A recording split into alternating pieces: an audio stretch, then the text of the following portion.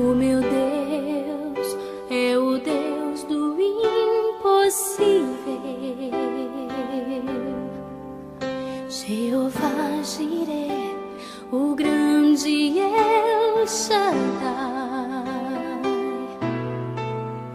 que abriu o mar vermelho e ao seu povo fez passar, que da rocha água limpa fez brotar. O meu Deus é o Deus do impossível,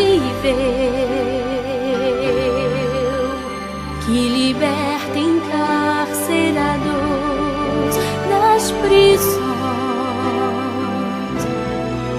faz da estéril mãe de filhos, restaura a alma do ferido e dilata o amor nos corações, que dá vista aos cegos e aos surdos faz ouvir, faz a tempestade se acalmar, andou por sobre o mar e aos mudos fez falar, paralíticos e coxos fez andar.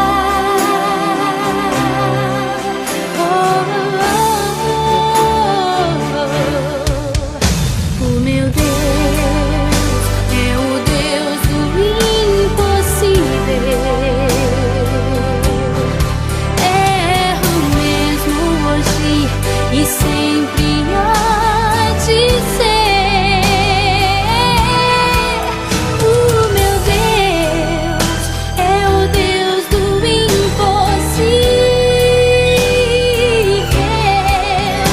e fará o impossível pra você, e fará o impossível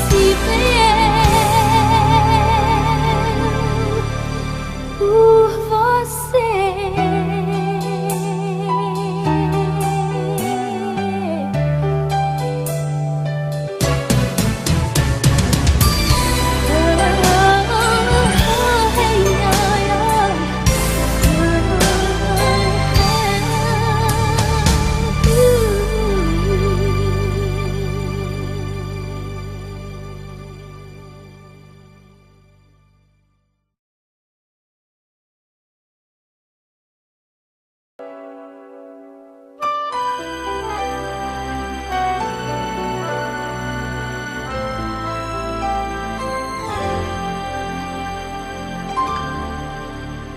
O meu Deus é o Deus do impossível. Jeová Jireh, o grande El Shaddai, que abriu o mar vermelho e ao seu povo fez passar, que da rocha água limpa fez brotar. O meu Deus é o Deus do impossível, que liberta encarcerados das prisões, faz da estéril mãe de filhos, restaura a alma do ferido e dilata o amor nos corações, que dá vista aos cegos e aos surdos